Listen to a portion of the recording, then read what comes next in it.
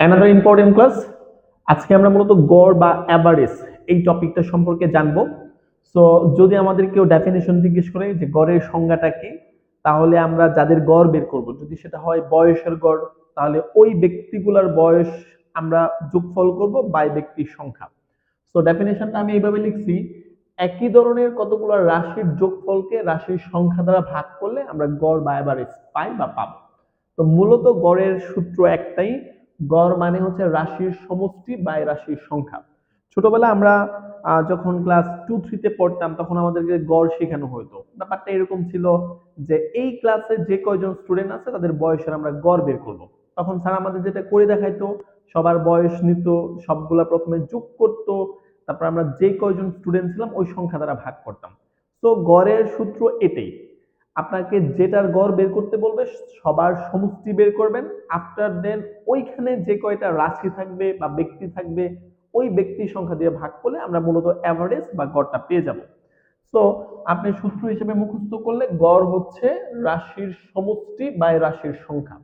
এখান থেকে আমি আরো দুইটা মানে সূত্র পাই। সেটা হচ্ছে যে আমার কাছে অনেক সময় রাশির সমষ্টি জিজ্ঞেস করতে পারবে, তাহলে এই গড়ের নিচে কিন্তু ওয়ান আছে, রাশির সমষ্টিকে ওয়ান দিয়ে গুণ করলে রাশির সমষ্টি হবে, তাহলে গড়ের সাথে রাশির সংখ্যা গুণ। তো একটা সূত্র হচ্ছে রাশির সমষ্টি যদি জিজ্ঞেস করে তাহলে গড় ইনটু রাশির সংখ্যা।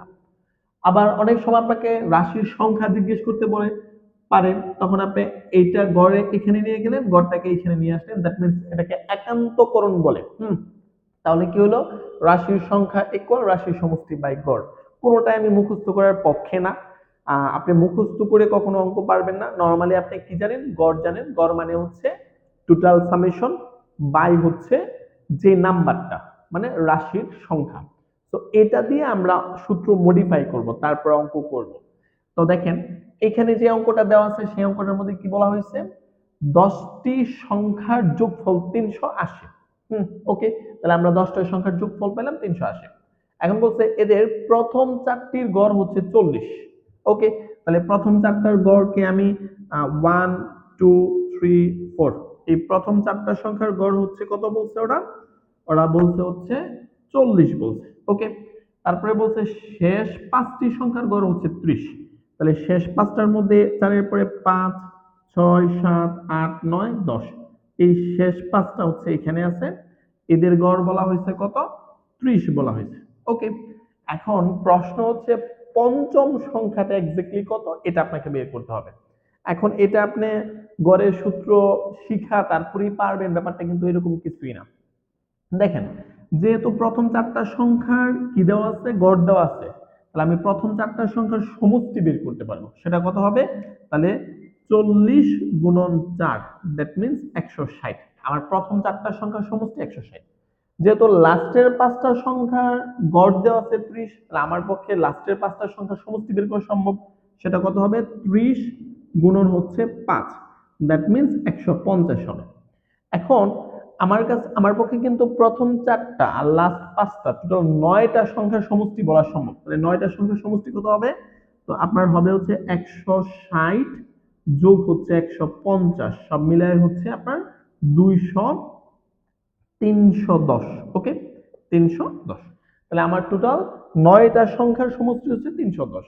এখন ওদের প্রশ্ন হচ্ছে পঞ্চম সংখ্যাটা কত। প্রশ্নে কিন্তু প্রথমেই বলে দিয়েছিল 10টি সংখ্যার সমষ্টি হচ্ছে 380। যেহেতু ওনারা এটা বলে দিয়েছে, তাহলে 380 থেকে যদি আমি 9টা সংখ্যার সমষ্টি বিয়োগ করি, দ্যাট মিনস 380 মাইনাস 310, তাহলে আমার থাকবে কিন্তু 70।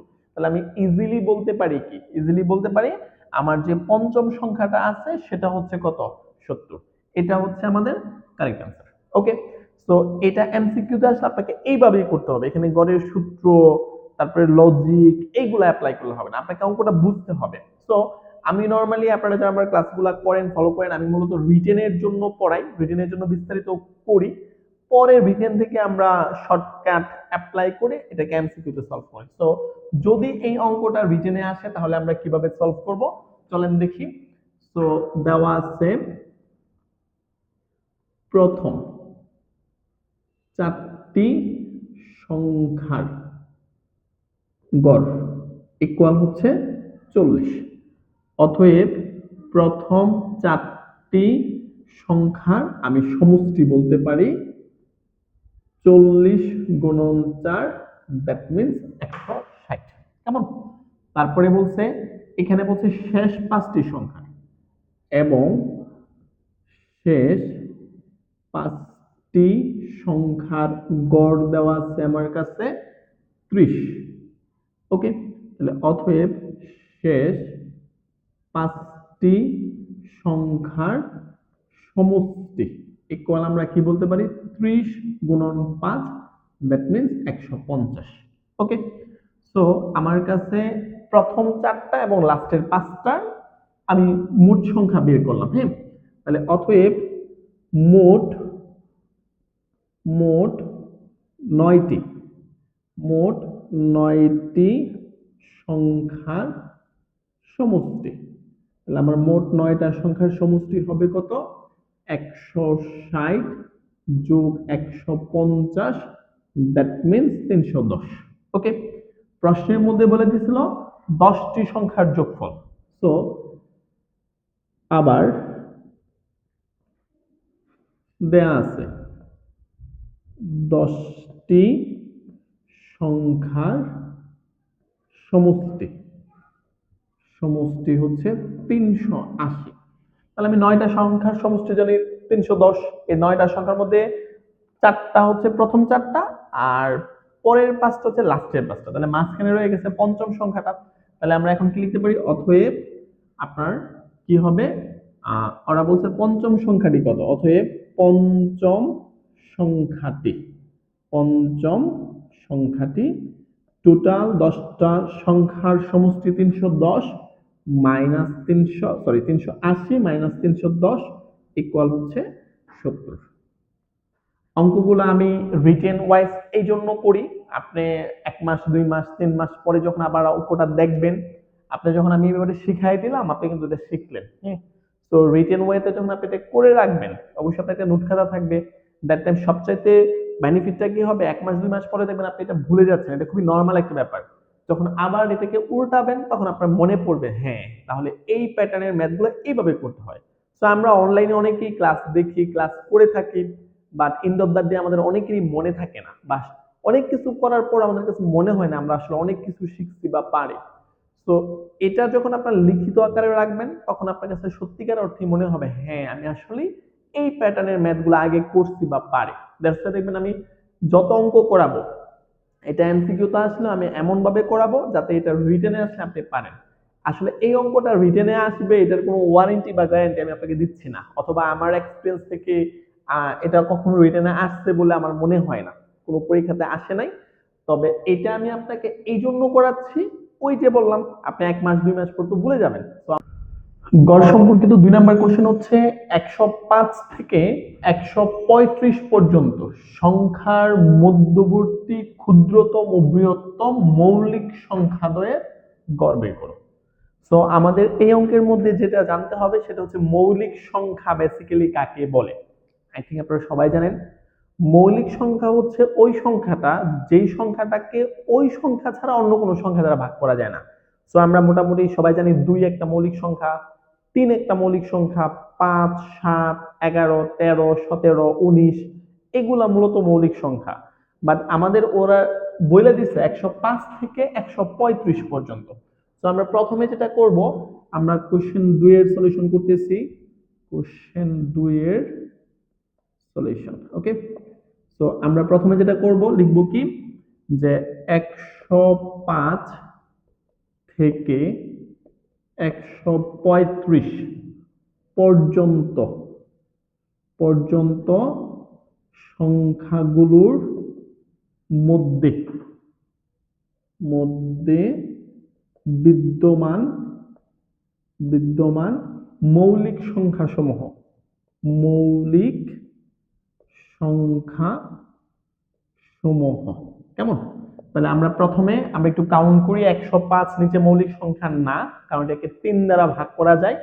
আপনার 107 মৌলিক সংখ্যা, কোন জোড় সংখ্যা 2 ব্যতীত, 2 কিন্তু একটা মৌলিক সংখ্যা, সে একটা জোড় সংখ্যা, কিন্তু নরমালি 2 ব্যতীত পরবর্তীতে কোনো জোড় সংখ্যাই মৌলিক হবে না। তো 108 110 112 ওদেরকে চিন্তা করার কোনো দরকার নেই, কারণ এরা সবাই 2 দ্বারা ভাগ যাবে।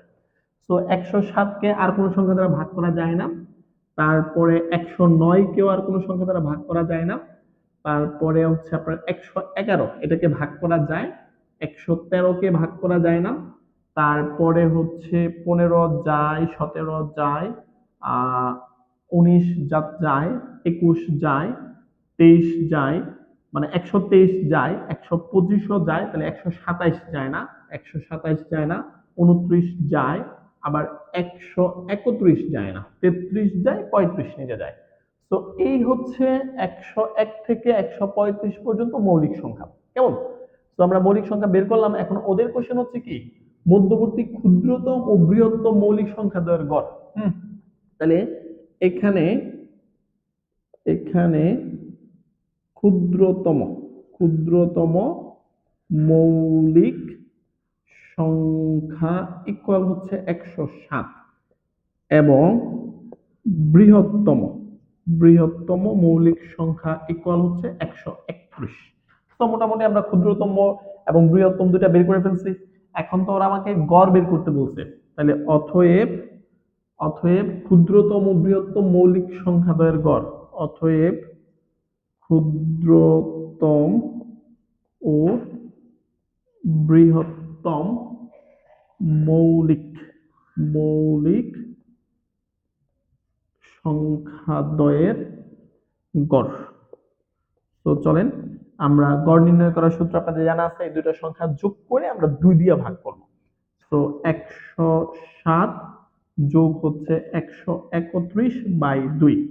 তো আমরা যদি যোগ করি তাহলে 238/2 কাটাকাটি করলে 119 হবে। তো আমাদের এই কোশ্চেনটার উত্তর হচ্ছে ক নাম্বার।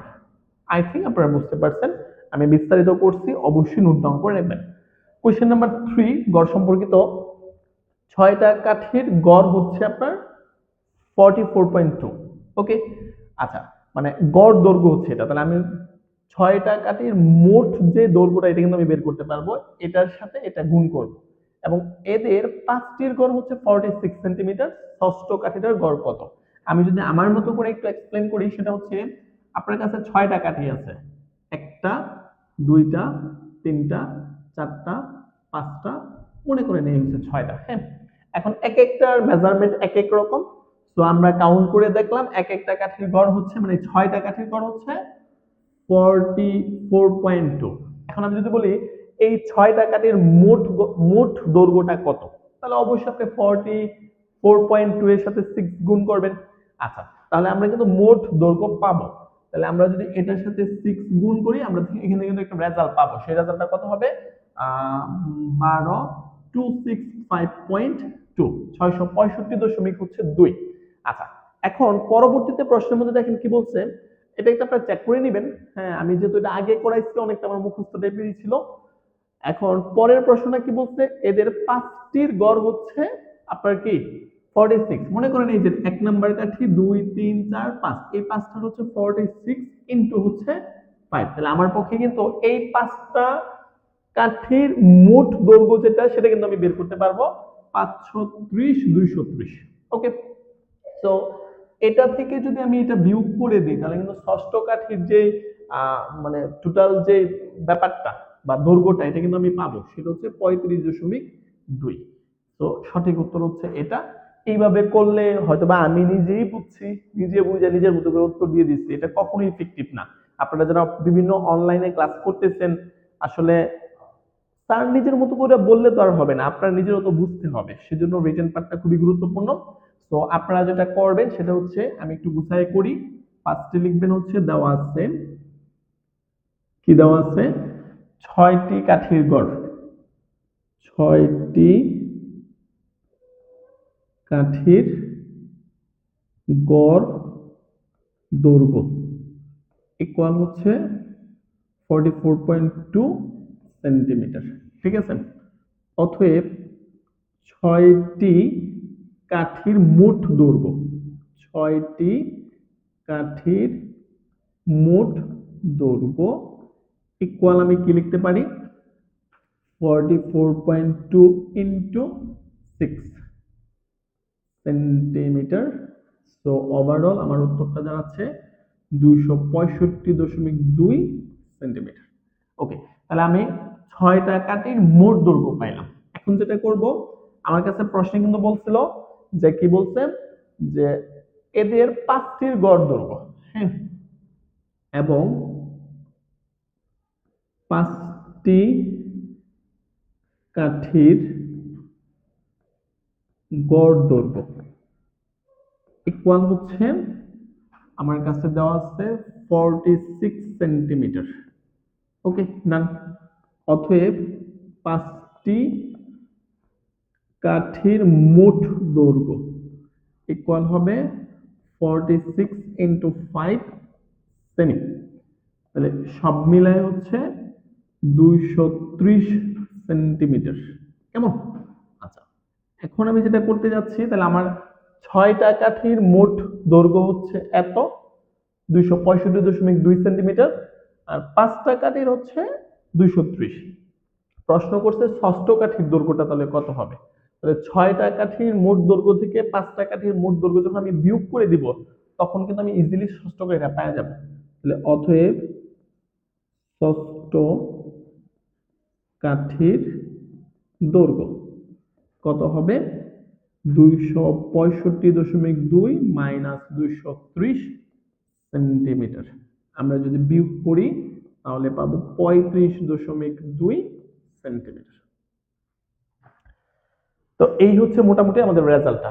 মাঝে মধ্যে ক্লাস নিতে গিয়ে মানে নট রিলিভেন্ট টাইপের অনেক কথা চলে আসে, দেখা যায় আমি লিখি একটা বলি একটা, ঠিক আছে, এটা একটু বুঝে নিবেন। হ্যাঁ, আসলে আজকে সারাদিনের এটা হচ্ছে আমার 14 নম্বর লেকচার, যেটা আপনাদের অনলাইনে আপনি এখন দেখতেছেন, যে যখনই দেখতেছেন এটা আমার 14 নম্বর লেকচার। তো অনেক সময় দেখা যায় আসলে ক্লাসটা নিচ্ছি, মানে আদার্স একটা চিন্তা চলে আসে, তখন হয়তো বা আমরা মাঝে মধ্যে ভুলভ্রান্তি করি। আসলে আমাদের এই ছোট ছোট ভুলগুলারে অবশ্যই ক্ষমা দৃষ্টি সুলভ ভাবে দেখবেন। আসলে ভুল হইতেই পারে, মানুষ মাত্রই ভুল, বাট হয়তো বা ছোটখাটো ভুল। কেমন? গড় থেকে এই প্যাটার্নের ম্যাথগুলা বিভিন্ন কম্পিটিটিভ যে এক্সামগুলো আছে সেগুলোতে আসে। সো আমি কিন্তু এটা একটা পরীক্ষাতে আসছে, এরকম একটা পরীক্ষা থেকে তোলা। সো 7, 12, 17, 3, 11, 6, 13, 3 সংখ্যাগুলোর গড় কত? মনে হচ্ছে এই টাইপের অঙ্ক পরীক্ষাতে আসে। তো গড় বের করার সূত্র কি, সবগুলাকে আগে যোগ করবেন, তারপর টোটাল সংখ্যা কয়টা, 1, 2, 3, 4, 5, 6, 7, 8, 8 দিয়ে ভাগ করবেন। ওকে, সো এই হচ্ছে আমার 4 নম্বরের সলিউশনটা। তারপর আমি করতেছি। তো প্রথম কথা হচ্ছে, দেওয়া আছে সংখ্যাগুলো, দেওয়া আছে সংখ্যাগুলো, আমরা কলম দিয়ে সংখ্যাগুলো লিখলাম, 7, 12, 17, 3, 11, 6, 13 এবং 3।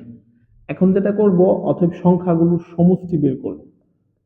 সংখ্যাগুলোর সমষ্টি, তাহলে আমার সংখ্যাগুলোর সমষ্টি কত হবে, 7 প্লাস 12, 19 প্লাস 17 প্লাস 3 প্লাসের 11 প্লাসের 6 প্লাসের 13 প্লাসের 3।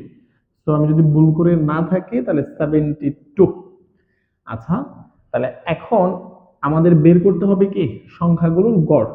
অতএব সংখ্যাগুলোর গড় ইকুয়াল 72, মানে সংখ্যাগুলোর সমষ্টি বাই কতটা সংখ্যা আছে, 8টা সংখ্যা আছে, কাটাকাটি করলে আমার উত্তর হবে কত, 9। তো সঠিক উত্তর হচ্ছে এটা। কেমন? আচ্ছা, আমাদের পরের যে কোশ্চেনটা, প্রথম 10টি স্বাভাবিক সংখ্যার গড় নির্ণয় করো। তো প্রথম 10টা স্বাভাবিক সংখ্যার মধ্যে কে কে আছে, 1, 2, 3, 4, 5, 6, 7, 8, 9 এবং 10। তো আপনি নরমালি কি করতে পারেন, নরমাল ওয়েতে এগুলো যোগ করতে পারেন 1 থেকে 10 পর্যন্ত। মোটামুটি আমরা যদি যোগ করি এখানে সম্ভবত 55-এর মতো পাবো। তো টোটাল সংখ্যা কয়টা আছে, 10টা আছে, তাহলে 10 দিয়ে ভাগ করলে উত্তর হচ্ছে 5.5। তো এটা হচ্ছে সবচাইতে ইজি একটা ওয়ে, আপনি করে ফেলতেন। এখন যদি ব্যাপারটা এরকম প্রশ্ন করা হয় 1 থেকে 50, এখানে তো প্রথম 10টা বলছে, প্রথম 10টা না বলে প্রথম 50টা সংখ্যা বলবো, এটাও ইজি ব্যাপার। 1 থেকে 50 পর্যন্ত যোগ করব। দেখেন, চিন্তা করে দেখেন, 1 থেকে 50 পর্যন্ত যোগ করতে কিন্তু আপনার অনেকগুলো টাইম লাগবে। তো এই অঙ্কটা একটা সূত্রের মাধ্যমে করা যায়। ডেফিনেটলি এটা কোনো শর্টকাট না। আমি শর্টকাটের বিরোধী, কারণ শর্টকাট আসলে আহ, তখন দেখতে খুবই ইজি মনে হয়, কিন্তু পরে আসলে এটা অ্যাপ্লাই করা অনেকের জন্য টাফ হয়ে যায়। যাই হোক, এখন কথা হচ্ছে এখানে দুইটা ওয়ে, আমি দুইটা ওয়ে আপনাদের দেখাচ্ছি। কোশ্চেন নাম্বার 5 এর সলিউশন। সলিউশন হচ্ছে, ওরা তো বলে দিচ্ছে প্রথম 10টা স্বাভাবিক সংখ্যা। তাহলে প্রথম 10টা স্বাভাবিক সংখ্যার মধ্যে কে কে আছে? 1 প্লাস 2 প্লাস 3 প্লাস 4 প্লাস 5। 5 যদি হয় 3 6 9 14 6 7 8 9 এবং 10, টোটাল 55 হবে। তো এই প্রথম 10টা সংখ্যার গড় কত হবে? তাহলে গড় হবে 55/10, কাটাকাটি করলে 5.5। খুবই ইজি ব্যাপার, আপনি এটা করে ফেললেন। কিন্তু কোশ্চেনে যদি কোনো কারণে আরেকটু বড় আসে, প্রথম 50টা সংখ্যা, এটাও আপনি পারবেন, সবগুলো সংখ্যা যোগ করে 50 দিয়ে ভাগ করবেন। বাট এটা আপনার জন্য একটা লেন্দি টাইমের একটা ব্যাপার, যেখানে আপনি খুবই অল্প টাইম পাবেন। সেজন্য আমি আপনাদেরকে একটা টেকনিক শিখাই। আমার আগের লেকচারগুলোতে আমি বলছিলাম কথাটা, স্বাভাবিক সংখ্যার স্বাভাবিক সংখ্যার সমষ্টি নির্ণয় করার সূত্র। এটা একটা সূত্র, এটা আমরা সমান্তর দ্বারাতে শিখছি। স্বাভাবিক স্বাভাবিক সংখ্যার সমষ্টি, স্বাভাবিক সংখ্যার সমষ্টি ইকুয়াল হচ্ছে n into n plus 1 by হচ্ছে 2। দেখেন, এখানে কিন্তু প্রথম 10টা সংখ্যা বলছে। n হচ্ছে যতটা সংখ্যা, মোট 10টা সংখ্যা। তাহলে চলেন আমরা যদি এখানে বসাই, তাহলে 10 ইন্টু 10 প্লাস 1 বাই হচ্ছে 2, কাটাকাটি করলে কিন্তু এখানে 5 থাকবে। তাহলে 5 এর সাথে 10 11 যদি গুণ করি, উত্তর কিন্তু আমার 55 আসতেছে। ঠিক আছে? তাহলে আমরা স্বাভাবিক সংখ্যার সমষ্টি, প্রথম 10টা সংখ্যার সমষ্টি হচ্ছে কি 55। 55কে আমি 10 দিয়ে ভাগ করলে আমার 5.5 হলো। এখন যদি আমি আপনাকে 50টা সংখ্যা বলি, তখন আমরা তো সূত্র জানি কি? আমরা সূত্র জানি n into n plus 1 by হচ্ছে 2। সো 50 ইন্টু 50 প্লাস 1 বাই 2, কাটাকাটি করলে এখানে 25 হবে। তো আপনার জন্য ব্যাপারটা খুব ইজি হয়ে গেল। 25 এর সাথে আপনি 51 কি করবেন? গুণ করবেন। গুণ করার পরে কি করবো? আমরা 50 দিয়ে ভাগ করবো। তো এই সূত্রটা যদি বড় স্বাভাবিক সংখ্যা 10টা না বলে 50টা বলে 100টা বলে, তাহলে ইজিলি ক্যালকুলেশন করে আপনি বের করে ফেলতে পারবেন। কিন্তু যদি এইভাবে ম্যানুয়াল ওয়েতে করেন, তাহলে আপনার বেসিক্যালি টাইম একটু বেশি লাগবে। ওকে, এখানে আরো দুইটা সূত্র আছে। আরেকটা সূত্র হচ্ছে, এটা তো স্বাভাবিক সংখ্যার সমষ্টি, স্বাভাবিক সংখ্যার বর্গের সমষ্টির সূত্র আছে, সেটা হচ্ছে 1/6 into n into n plus 1 into twice n plus 1। আর স্বাভাবিক সংখ্যার গণের সমষ্টি, জাস্ট এটাকে বর্গ করে দিবেন, সেটা হচ্ছে n square into n plus 1 whole square by হচ্ছে 4। এটা স্বাভাবিক সংখ্যার সমষ্টি নির্ণয় করার সূত্র, এটা স্বাভাবিক সংখ্যার বর্গের সমষ্টি নির্ণয় করার সূত্র, এটা স্বাভাবিক সংখ্যার গণের সমষ্টি নির্ণয় করার সূত্র। সূত্র দিয়ে আপনাকে করতে হবে, doesn't matter, but I think আপনাকে এই সূত্রটা মুখস্থ করতে হবে। এটা কোনো শর্টকাট না, যেটার বিরোধিতা আমি অলওয়েজ করি। এটা সূত্র, এটা ভবিষ্যৎ আমরা সমান্তর দ্বারা, গুণোত্তর দ্বারা যে ম্যাথগুলো আছে, বিভিন্ন পরীক্ষাতে আসে, এগুলো সলভ করতে যখন যাবেন, দ্যাট টাইম আপনাকে এটা করতে হবে। তাছাড়া আমার এই ফেসবুক পেজ অথবা যে আপনার ইউটিউব চ্যানেলে ভিডিওটা দেখতেছেন, এটার মধ্যে আমি প্রচুর ম্যাথ অলরেডি এই সূত্র ইউজ করে করছি। আপনি চাইলে এগুলো দেখতে পারেন।